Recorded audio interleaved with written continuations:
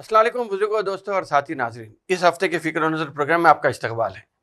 इस हफ्ते अमेरिका के सदारती इंतखाबात के नतीजे या इंतखाबात की रायदही हो गई है और ये डिक्लेयर हो गया है कि नए अमेरिका के नए सदर डोनाल्ड ट्रंप बन जाएंगे। सॉरी, माफ़ी चाहता हूँ, डोनाल्ड ट्रंप। मगर जब जबान 56 इंच की हो जाती है तो कभी कभी ऐसा लर्जिश होती है जबान में, तो नाम बदल जाता है।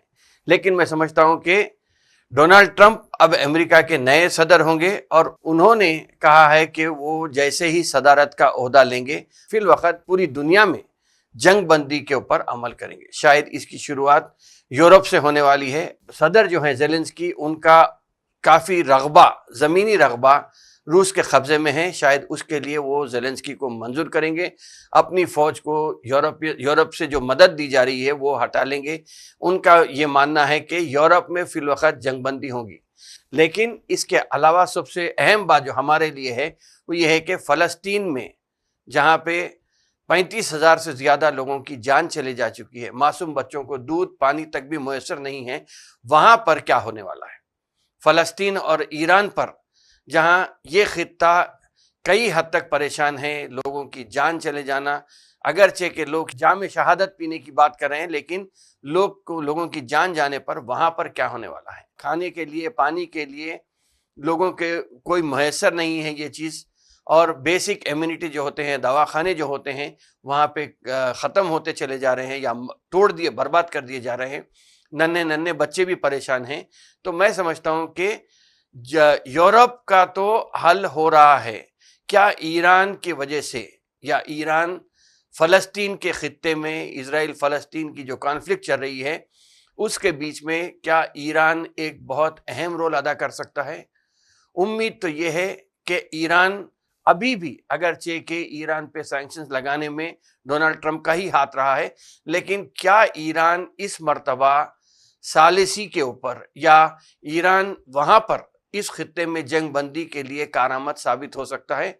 मेरी राय में मैं समझता हूँ कि लेबनान, सीरिया, ईरान और इराक, ये 4 ममालिक के साथ साथ हमास, हिजबुल्लाह कि जो ईरान जितना असर रखता है, मैं समझता हूँ कि अगर यहाँ पे ईरान पहल करता है या अमेरिका पहल करता है या अमेरिका की तरफ से हाथ बढ़ाया जाता है, तो मैं समझता हूँ कि वहाँ पर भी कई कुछ ना कुछ तरीके से हो सकता है कि अमन कायम हो।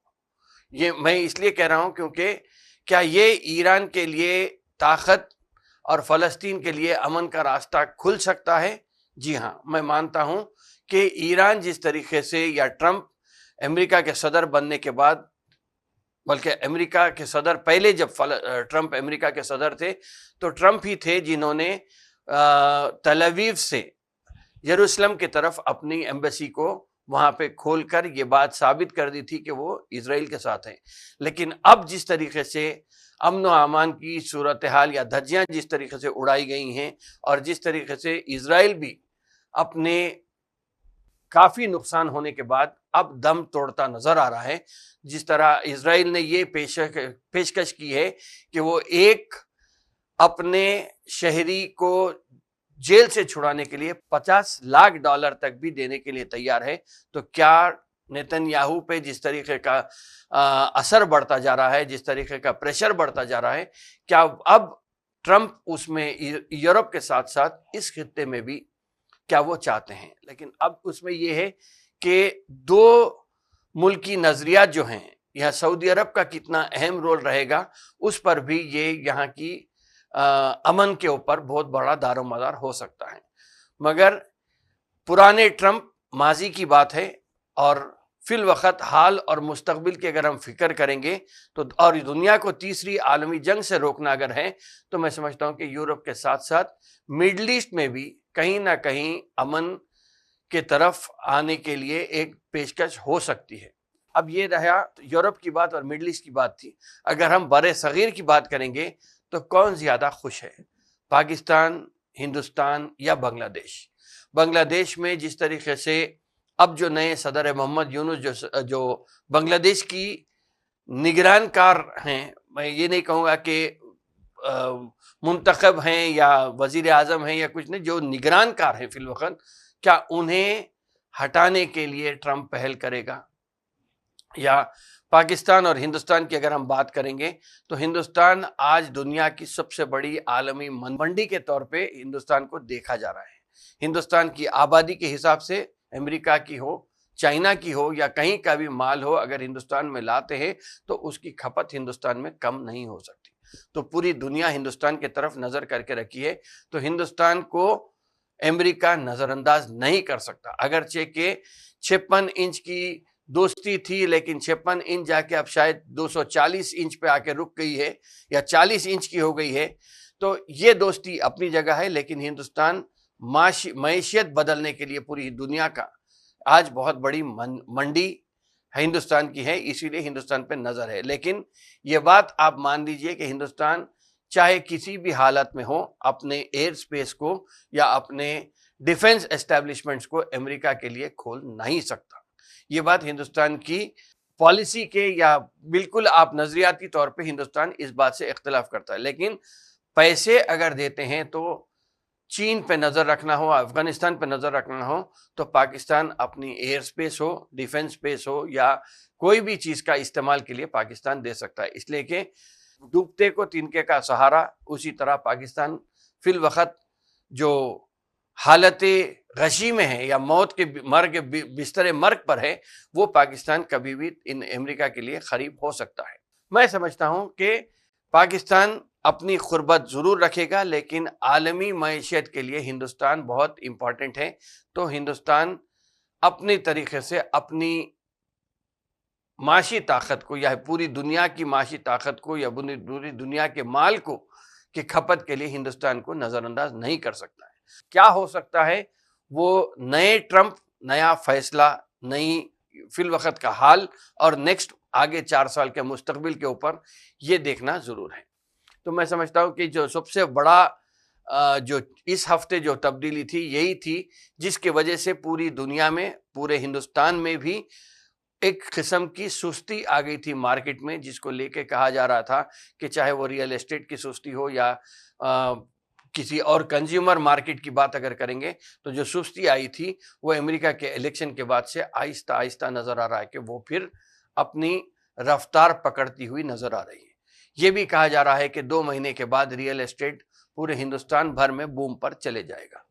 تو یہ ایک سستی تھی اگرچہ کہ امریکہ کی اگر ہم بات کریں گے تو ڈونلڈ ٹرمپ کے اوپر بہت سارے ریسٹرکشنز آ سکتے ہیں، بہت ساری پابندیاں آ سکتی ہیں، ان کو چیلنجز آ سکتے ہیں۔ اس لیے کہ انہوں نے یہ کہا کہ اگرچہ کہ ہندوستانیوں کو بھی اس سے پریشانی ہے کہ انہوں نے جو غیر امریکیوں کے تعلق سے جو رویہ اختیار کیا ہے، جو پالیسی اپنائی ہے، اس سے کافی حد تک پریشانی ہو سکتی ہے ہندوستان کو۔ امریکہ میں پیدا ہونے والا بچہ امریکی شہریت کا حقدار نہیں ہو سکتا ہے، یا جاب ویزا ہوتا ہے اس میں کٹوتی کے لیے ہندوستان کے اوپر پابندی آ سکتی ہے۔ لیکن پھر بھی یہ دیکھنا ہے کہ جنوری میں جب وہ باضابطہ طور پہ صدارت کا عہدہ لے لیں گے، تبھی معلوم ہوگا کہ وہ کس طریقے سے آگے بڑھتے ہیں، کیا پالیسی اپناتے ہیں، کون سے ملک کو قریب کرتے ہیں، کون سے ملک کو دور کرتے ہیں۔ اگرچہ کہ یہ کہا جا رہا ہے کہ فری ٹریڈ ایگریمنٹ امریکہ اور ہندوستان کے بیچ میں جو رک گیا تھا 4 سال پہلے ٹرمپ کے دور کے بعد جو رکا تھا، اسے پھر سے ایک چیز سے عمل ہو سکتا ہے۔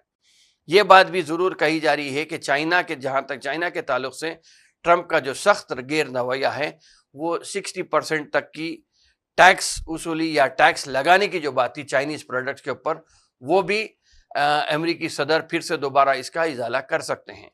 اگرچہ کہ ٹرمپ نے یہ بھی کہا تھا کہ ہندوستان کے اوپر جس طریقے سے ہندوستان جو ٹیرف لگا کر ٹیکس وصول کرتا ہے، یا خاص طور پہ ہارلی ڈیوڈسن موٹر سائیکل کے اوپر جس طریقے سے ٹرمپ کی ناراضگی تھی ہندوستان کے اوپر سے، اس کے اوپر ٹرمپ اس بار کیا فیصلہ لیتے ہیں وہ آگے وقت پر ہی، جیسا جنوری میں جب وہ صدارتی عہدے کا حلف لیں گے یا صدارتی محل میں اپنی جگہ لیں گے، تو اس کے بعد ان کے کیا فیصلے، کس طریقے کے فیصلے ہوتے ہیں۔ مگر ایک بات آپ یاد رکھ لیجئے کہ امریکہ کی جو فارن پالیسی ہوتی ہے، وہ چاہے ٹرمپ ہو یا جو بائیڈن رہو یا ڈیموکریٹک رہو یا ریپبلکن پارٹی کا نمائندہ رہو، وہ جو فارن پالیسی ہے اسی پر ہی عمل کرتا ہے۔